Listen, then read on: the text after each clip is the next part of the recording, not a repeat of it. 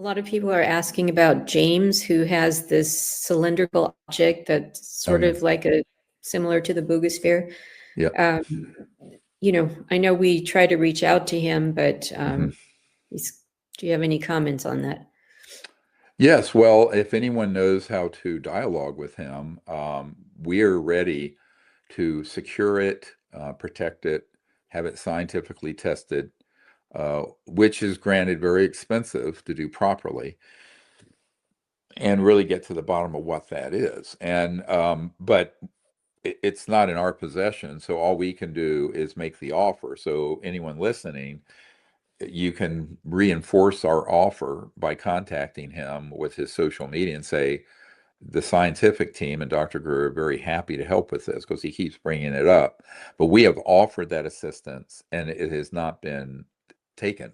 Yeah. Now, so that's where that rests. As far as what that object is, I don't know. I mean, it's one of two things. It's either a non-human object that's shaped differently than the Boogosphere and seems newer, or it's a man-made one simulating the Boogosphere, and it became prominently known as a diversion about the time the Boogosphere went viral in terms of being all over the internet. And so at this point, I I'm completely agnostic about it. I don't know. It's certainly from where it landed in Nevada. I don't Mhm. know the exact location, but I know there are a lot of assets we have there using anti-gravity and exotic technologies. They're euphemistically called in the aerospace industry ATs, advanced technology. It's just a euphemism. So it very well could be, uh, but if it's man-made, I think that's actually a greater significance to get to the bottom of that and prove that it is, because then it pulls the curtain back on what covert programs have and what they've been using to gaslight the public in these decoy fake ET cases and fake UFO cases. So if it's not human, that's amazing. If it is human, that's amazing, right?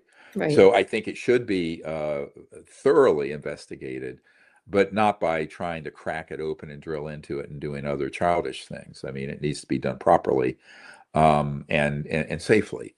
So we're Right. offering to do that, but so far our offer has not been acted upon by James. And so all I can say is the offer stands, and if he wants to have help doing this, we're very much wanting to do it.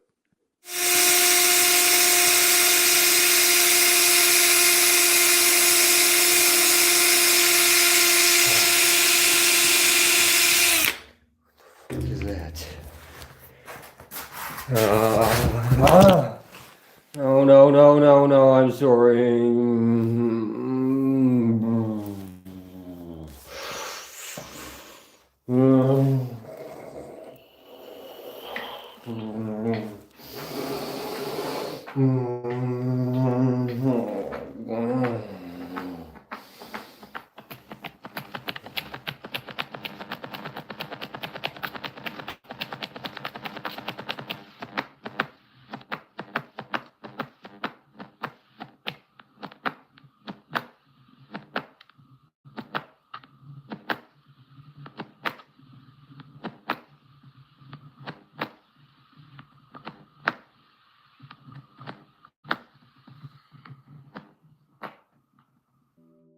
Everything escalated the moment James announced that he would be going live to pierce the metallic cylinder.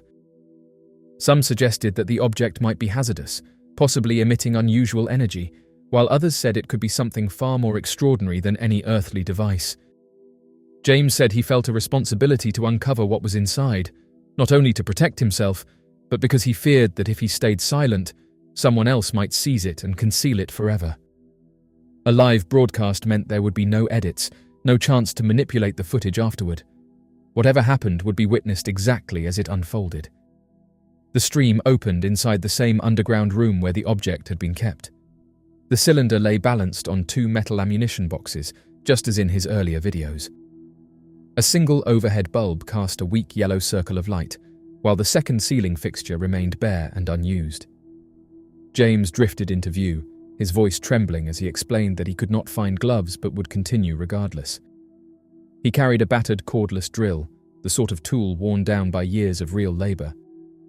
Viewers watched closely as he steadied the drill bit inside one of the shallow indentations already carved into the polished shell, practical preparation to prevent the bit from skating across the curved metal. The drill gave a sharp whir, and the small LED lamp mounted beneath the chuck flicked on, washing the contact point in a soft bluish tint. A slim blue streak appeared along the surface of the tube, perfectly consistent with the reflection of that tiny onboard light. At that initial moment, everything looked ordinary, exactly as expected from a simple workshop tool shining on a reflective surface. But the ordinary did not last. Seconds after the bit touched the cylinder, a strange distortion crept into the sound. Beneath the mechanical buzzing of the drill came a layered, rising interference, like a corrupted digital transmission trying to force its way through the microphone. At the same time, the entire room's brightness shifted. Shadows under the stands weakened. The walls seemed to brighten, and it was as though another, far more powerful light had awakened somewhere out of frame. A second streak of electric blue suddenly appeared along the lower arc of the cylinder. Unlike the moving reflection cast by the drill light, this streak remained completely fixed, even as James's hand moved. Experts who later studied the footage noted that its angle aligned exactly with a sudden bright glow that emerged at the back of the room in later frames, a brilliant cyan illumination with no discernible source, fixture, or lamp. Its color resembled the luminous phenomenon often linked to extremely high-energy particles, the eerie blue that appears when radiation outruns the speed of light through a medium. Typically, such a glow is only seen deep inside reactor chambers submerged in water, yet here it seemed to spill freely across the bare concrete and rough walls. As this unearthly light grew stronger, James produced a sound that disturbed nearly everyone who watched. It was not a performed scream, it was a raw, involuntary cry, a sound that comes from instinct, not from acting. The drill slipped from his grasp, the camera lurched violently, and for a fraction of a second his silhouette leaned sharply forward before collapsing out of view. A heartbeat later, the screen went completely dark. The broadcast, however, did not immediately cut out. After a short stretch of silence, shifting, shimmering patterns began to sweep across the black screen, as if the camera were still active but overwhelmed by intense interference.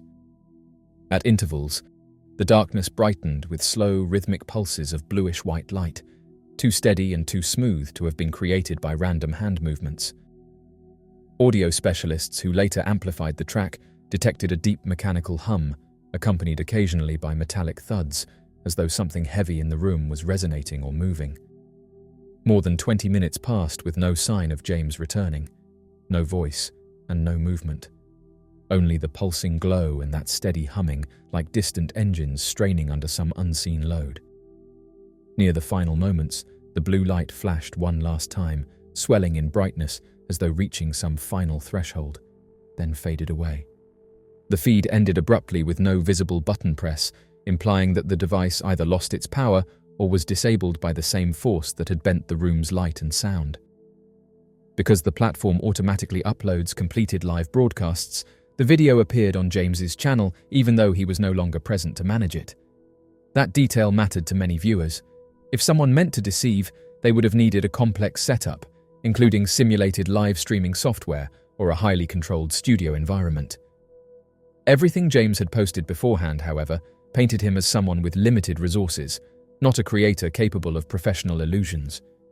People also noted that his channel lacked monetization. There were no advertisements, no donations, no sponsorships. James avoided showing his face and never promoted himself. Viewers who studied his previous behavior argued that the usual motives for internet trickery were simply not there.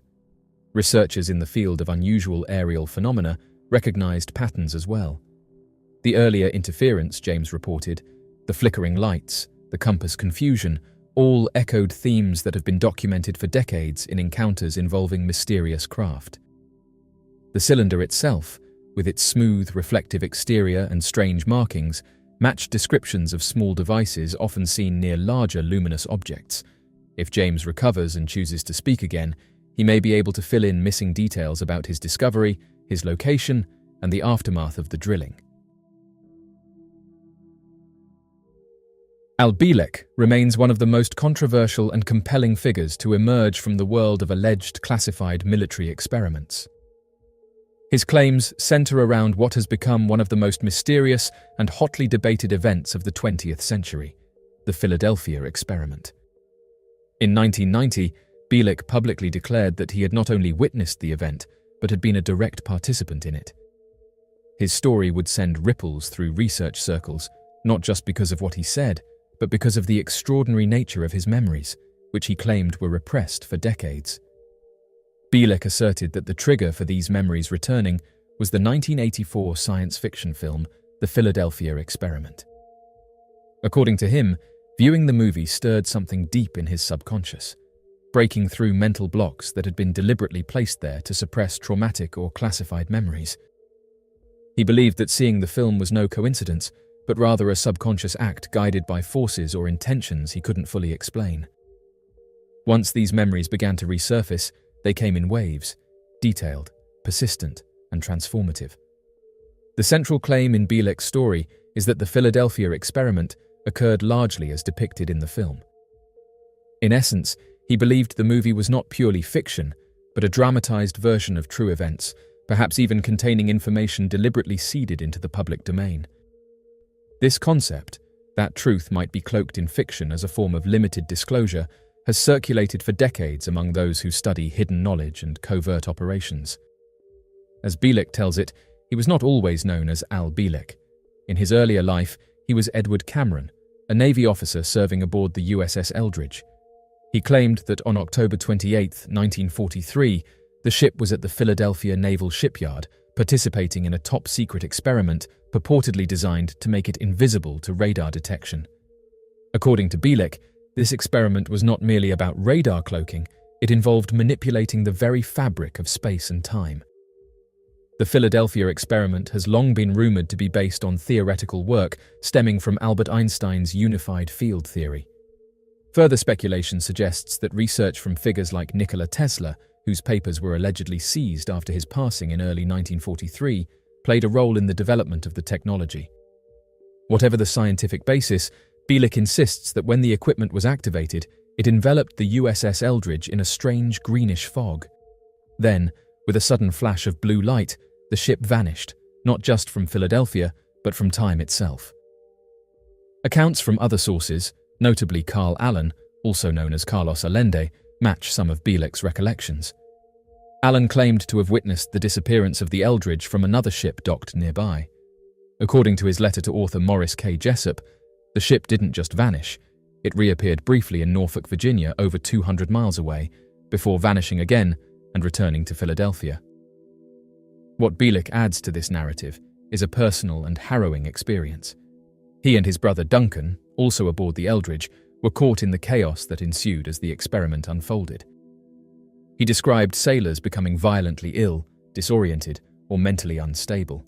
Some were reportedly fused into the steel structure of the ship, as though their physical forms were not fully reassembled when the vessel reappeared.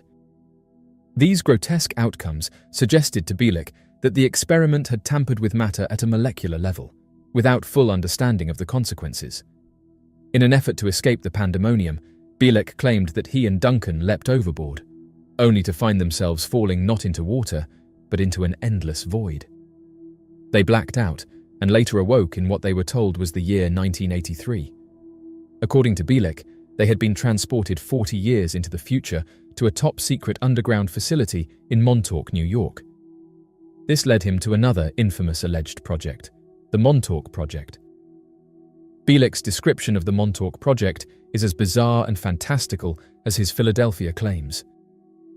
He stated that the facility housed advanced technology capable of manipulating time, consciousness, and even physical reality. There, he said, scientists were conducting experiments in mind control, time travel, and interdimensional travel. He believed that his and his brother's arrival in 1983 was no accident. It was a necessary part of a closed time loop created by the original Philadelphia experiment. His stories continued to evolve and expand in complexity. He claimed that after spending time in the Montauk facility, he was sent back to 1943 and later placed into a new identity, Al Bielek. His past as Ed Cameron was effectively erased, and he was raised in a new family. These assertions were accompanied by tales of memory suppression and eventual recall triggered by external stimuli, such as the movie. Despite the fantastical nature of his story, Bielik was able to speak at length and in great detail about supposed timelines, government cover-ups, and his role in experiments that defied known physics. He often pointed to technological achievements far ahead of their time, claiming he had witnessed future events and technologies that later became real. Though he offered no definitive proof, the consistency and conviction in his narrative kept people intrigued. Critics often dismissed his claims as fabricated or delusional, citing the lack of corroborating documentation and the extreme nature of his story.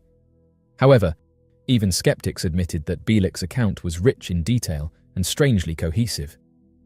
Supporters pointed to the consistency in his interviews, the circumstantial evidence surrounding the USS Eldridge, and the strange fate of individuals like Morris Jessup, who died under mysterious circumstances after receiving letters from Carlos Allende. One of the most chilling parts of Bielik's story is the psychological impact he described from these experiences. He spoke of the trauma of witnessing human beings melded with metal, of the confusion from time displacement, and of the burden of remembering events that most people either could not believe or refused to consider. He described these moments not merely as fantastical tales, but as deeply emotional experiences that altered his perception of reality. Though he passed away in 2011, Bielik's legacy endures in research communities and among those fascinated by the blurred lines between science fiction and suppressed reality. According to Bielik, after leaping from the USS Eldridge during the test in 1943, he and his brother Duncan found themselves not in the water, but in an endless, disorienting void. When they eventually regained consciousness, they were hospitalized, suffering from what he described not as traditional injuries, but as the result of prolonged contact with what he termed hyperspace. These were, in his view, not burns caused by radiation, but the consequence of exposure to a realm that transcended normal space and time. They were not in the 1940s any longer. Instead, Bielik claimed they had arrived in the year 2137. In one of his last interviews, he recalled being in poor physical condition and said that both he and his brother remained in medical care for about a month. During their stay, medical professionals allegedly briefed them on the state of the world and displayed maps showing a dramatically changed United States. According to Bielik, several major global events had reshaped civilization between 2000 and 2016.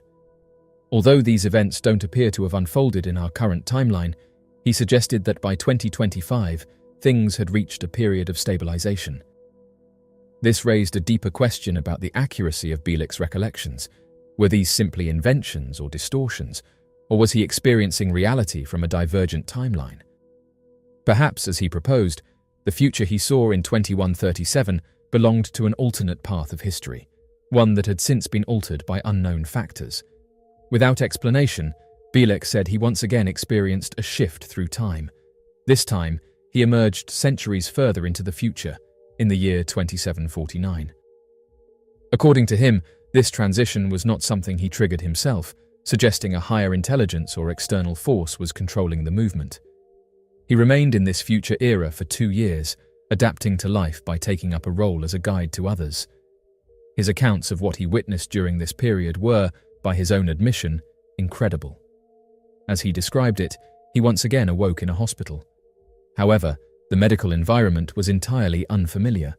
He claimed that he was treated using techniques that relied on sound frequencies and light-based therapies, far surpassing anything known in modern medicine.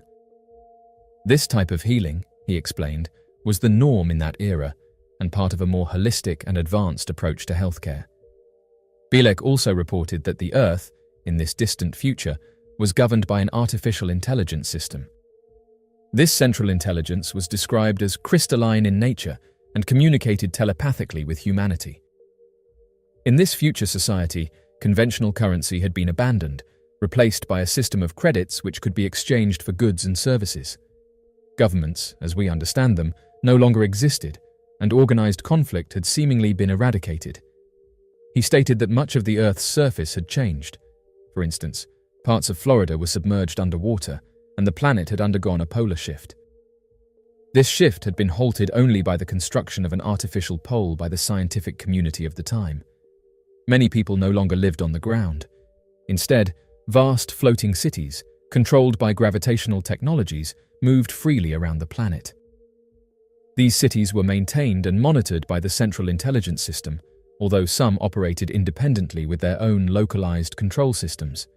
According to Bielek, a segment of the population had chosen, or been forced, to live outside of these floating habitats. These individuals lived on the Earth's surface and were not considered part of the structured society. They were often seen as outcasts, separated from the rest of civilization by their refusal or inability to integrate into the system managed by artificial intelligence. Perhaps the most thought-provoking part of Bielek's account from the 28th century was his realization that no one seemed to know how the central computer had been created or who had designed it. When he asked residents of this time about the origins of the system, they reacted with confusion, as if the question itself was unfamiliar. The only answer he ever received was that the system had emerged sometime during the 26th century. This lack of clarity about the past sent a chilling message. Humankind may have surrendered control of its destiny without fully realizing it. Bielek would eventually return to a more familiar period, 1983, alongside his brother Duncan. There, both men were debriefed extensively. Their experiences had, by then, become part of a highly classified initiative, and they were assigned to work on further secret projects under the authority of the US government. However, circumstances shifted. Bielek, who was still known as Ed Cameron at that time, was considered problematic by those overseeing the operations. Rather than returning him to his original timeline, those in control decided to remove Ed Cameron from history by transferring his consciousness into a newborn child, Al Bielek, born in 1927. The memories of Ed Cameron were deeply buried and inaccessible to him for most of his early life, but later in adulthood, he began undergoing hypnotic therapy and gradually recovered these memories, leading to the incredible story he would later share. As these memories emerged, Bielek began to understand things about his childhood that had always felt unusual. For example, he recalled that as a baby, though unable to speak, he fully understood adult conversations around him. He attributed this advanced awareness to the consciousness of Ed Cameron residing within his new form. As time passed, he lived what outwardly appeared to be a regular life, working as an electrical engineer. But beneath the surface, fragments of his past and future began to come together. Eventually, he would remember being contacted again by government representatives in the early 1960s, ushering him back into a world of classified research. As his memories grew clearer, so too did his understanding of the extraordinary journey he had undertaken, one that spanned centuries and perhaps even crossed into alternate versions of reality. Whether taken as literal truth, psychological phenomenon, or a symbolic narrative, Al Bielek's story remains one of the most elaborate and thought-provoking accounts to emerge from the lore of alleged government experiments. His claims, filled with technological wonders, future societies, and warnings about artificial intelligence, continue to spark curiosity and debate, raising profound questions about time, memory, and the path humanity might one day take.